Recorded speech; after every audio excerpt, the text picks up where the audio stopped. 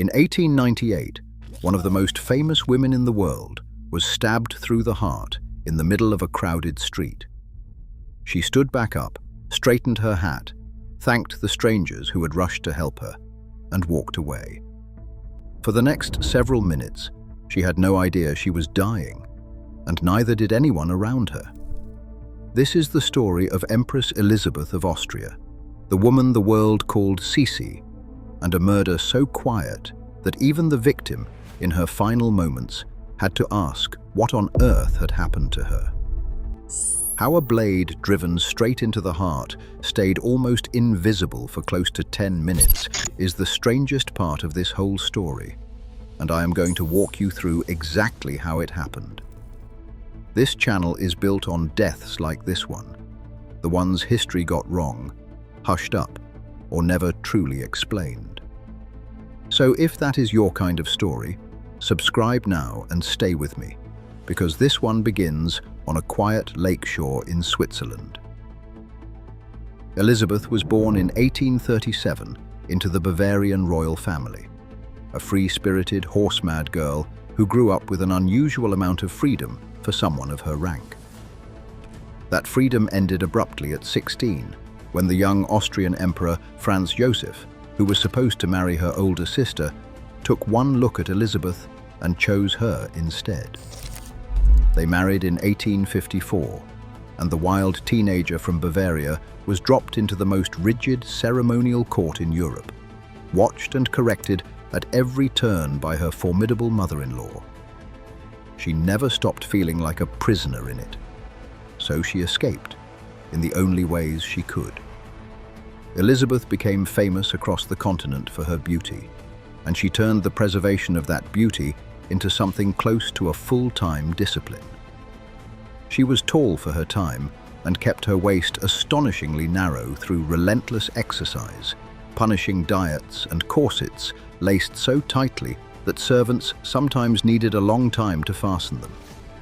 Her floor-length hair took hours to dress, and once she reached her mid-30s, she made a decision that still shapes how we picture her today.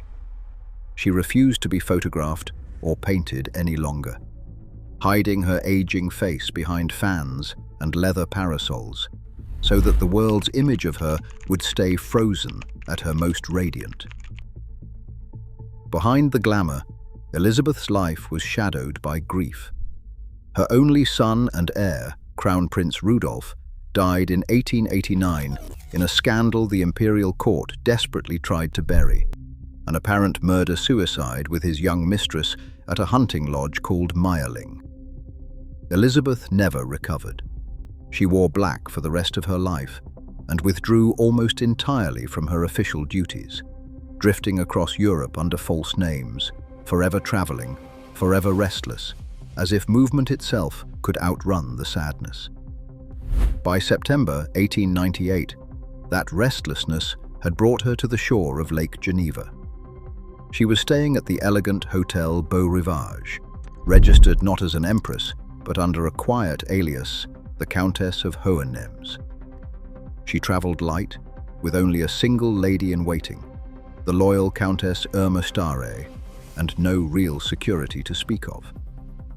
She wanted to be an ordinary woman by the water, but her presence had leaked into the local newspapers, and someone had read them.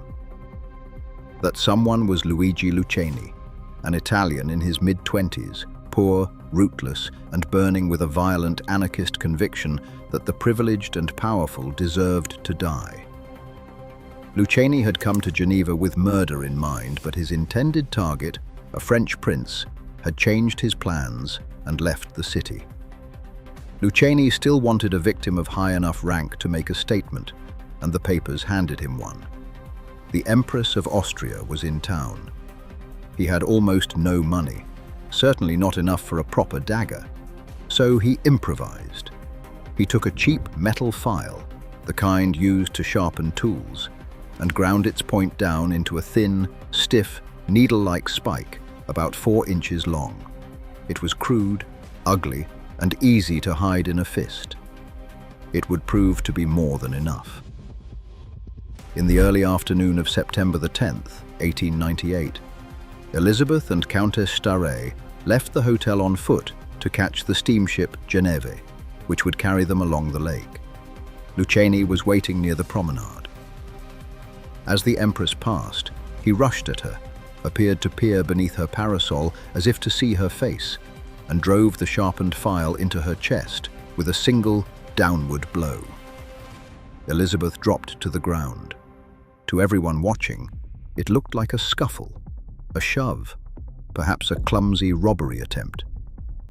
Luciani turned and ran, and was chased down and seized by bystanders within moments. Elizabeth, meanwhile, was helped back to her feet. She felt shaken and believed she had simply been knocked down by a blow from his fist.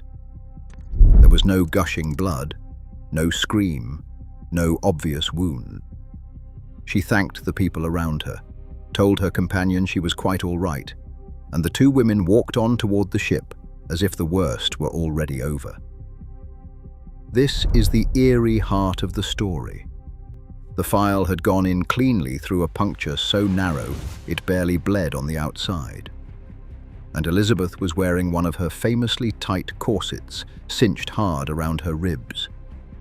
Many accounts of her death hold that this corset acted, in effect, like a bandage, pressing the tiny wound shut, holding the torn tissue under pressure, and slowing the internal bleeding to a trickle. Whatever the exact mechanism, the result was extraordinary. A woman who had just been stabbed through the region of the heart was able to stand, straighten her clothes, walk 100 yards, and step aboard a steamship under her own power. She made it onto the deck. Then, quite suddenly, she said she felt faint, and she collapsed. Countess Staré, frightened now, loosened the Empress's bodice to help her breathe. And there, on the fine fabric over her chest, was a small brown-red stain, no bigger than a coin. For the first time, someone understood what they were looking at. Elizabeth had not been punched. She had been stabbed, and she had been quietly bleeding to death, on the inside, the entire time she was walking and smiling and reassuring everyone around her. The ship's captain, told at last who his fainting passenger really was, turned the steamer straight back to shore. Elizabeth was carried off the boat and back to the Beau Rivage, the same hotel she had left less than an hour before. Doctors were summoned, but there was nothing they could do. And in 1998, there was nothing anyone could have done. The narrow blade had pierced deep into her chest, into the heart itself, and she was bleeding into the cavity around it. Surgery on a living, beating heart simply did not exist yet. She surfaced into consciousness one last time, confused and fading, and asked a question that has haunted the story ever since. "What has actually happened to me?" she said. She did not know she had been murdered. A short time later, she was gone. She was 60 years old. It is worth being honest about what medicine could and could not have done. A stab wound directly to the heart in 1898 was, in almost every case, a death sentence, corset or no corset. Elizabeth was not going to be saved on that lakeshore, whatever anyone did. But there is a bitter, much-repeated irony in the way she died, and it is why her death is remembered the way it is. The tight lacing that had constricted her body her entire adult life, the corset that stood for every cage she had ever tried to escape, may, in her final hour, have been the one thing holding her together, literally pressing her wound closed and buying her a few last minutes of walking upright in the open air by the water she loved. And the moment someone unlaced it to help her breathe, that pressure was gone. The object that had confined her, some have argued, was also the last thing keeping her alive. It is the kind of ending no novelist would dare invent. Franz Josef, told that his wife had been assassinated, is said to have murmured, "You do not know how much I loved this woman." Her death was one more blow in a run of Habsburg tragedies that seemed almost cursed.